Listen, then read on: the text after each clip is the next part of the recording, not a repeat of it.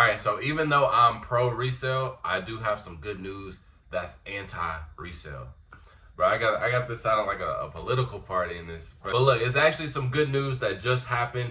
Maybe some potentially bad news for obviously some parties involved. But I think what's happening right now is definitely a good step overall in the sneaker world. I think it's a good step in the right direction. And I think this should have been happened or not even got to this point. So make sure you stay to the end of the video too, because I'm always giving away free sneakers. And my clothing brand too, out to the homeless and viewers too. So just stay to the end so you can be a part of that. But without further ado, let's get straight into the video. So Stadium Goods, a very well-known resale store, honestly probably second in all resale stores behind Flight Club before like all the content creation and StockX came out. I think Stadium Goods was like solidified #2 best resale shop of all time. And now it is closing. Well, not really, but they're just moving across the street. But the reason why this is so huge is because where they are in New York, specifically, the rent is obviously super high. But for a resale shop like Stadium Goods, who is moving a lot of product at a very upscale price, rent wasn't really an issue. However, now that we're in some type of sneaker drought and it's really hard to move like at a resale store, especially with so many other shops and StockX and platforms and just the resale in general being dead, it's really hard for even shops to move products. I went into a resale shop not too long ago trying to complete the set of the Cactus Flea Market Air Forces, and the only one that I didn't get was the purple one. Now I had some Kobe's, I had the black Mambacitas, and they were going essentially for the same amount. And when I went to the resale shop to try and trade it in, it's like, bro, they were lowballing me. And I was like, bro, this is crazy. Long story short, I ended up still trading. I got fleeced until I went home and I checked their Instagram. And the Kobe's that they bought from me, they really didn't post it for that much. Like, they only posted maybe like more than what they bought it off from.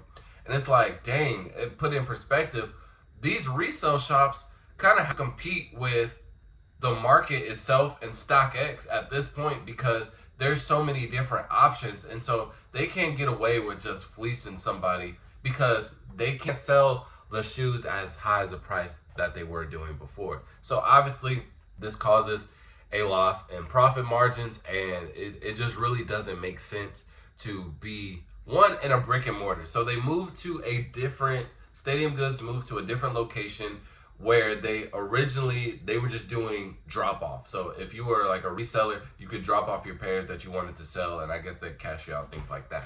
So instead of having both, so they're big brick and mortar and then just the drop off site, they're transferring everything to the drop off spot. Now obviously they're focusing on online only, which I think a lot of places would end up going in that same direction, but that's also bad because a lot of people want that experience even though they're getting taxed. I can never understand it, but a lot of people don't trust, especially when you're buying a lot of shoes, like high value shoes online. It's just everybody's just a little skeptical. Like, it doesn't matter how good of a rep you are, it's just, bro, I'm spending $1,000 shoes, I gotta wait for this to get shipped from somebody else, go through the mail, get to you, get to me, like really a lot. But the good thing with all of this is that I think the amount of resale shops is kind of killed the game. And honestly, I wouldn't even say that. I would go as far as saying that StockX ruined the game. I think it was just the abundant amount of resale shops, right?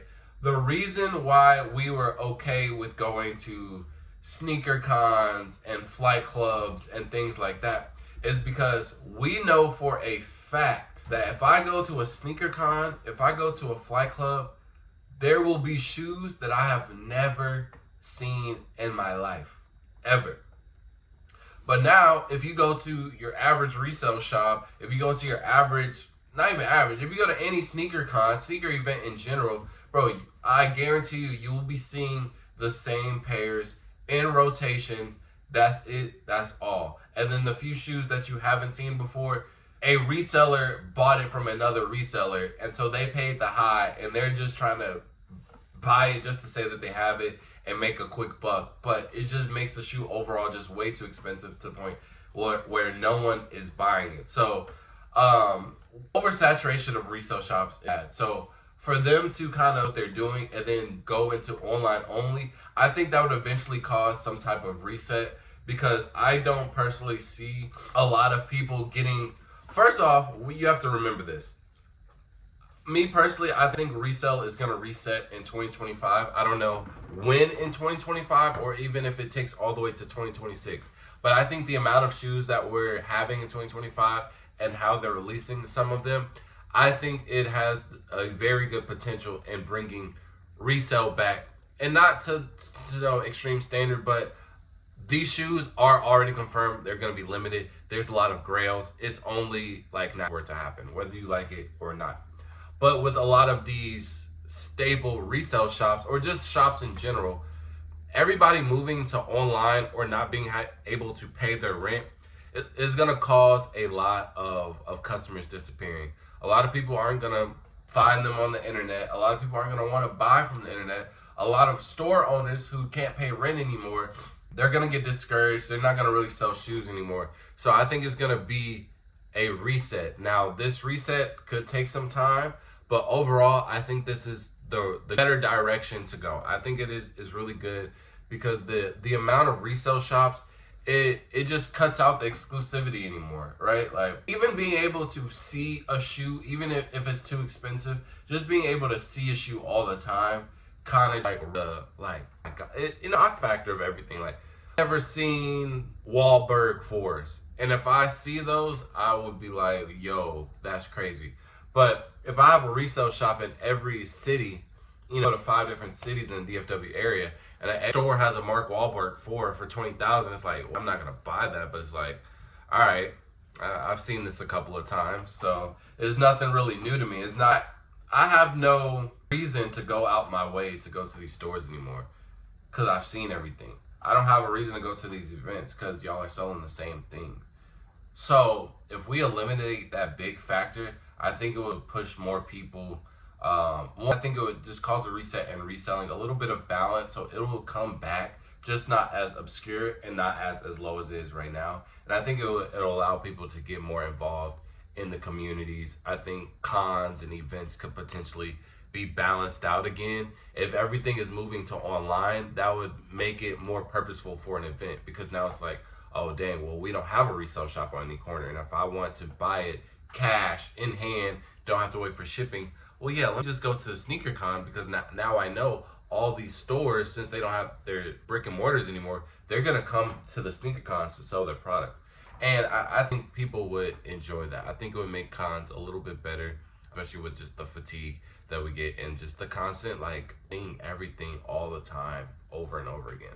And so, Stadium Goods, I'm a $1 billion company. Get over it. It happens. But to all the collectors, all the resellers, all of the sneakerheads in general, I hope you like this move.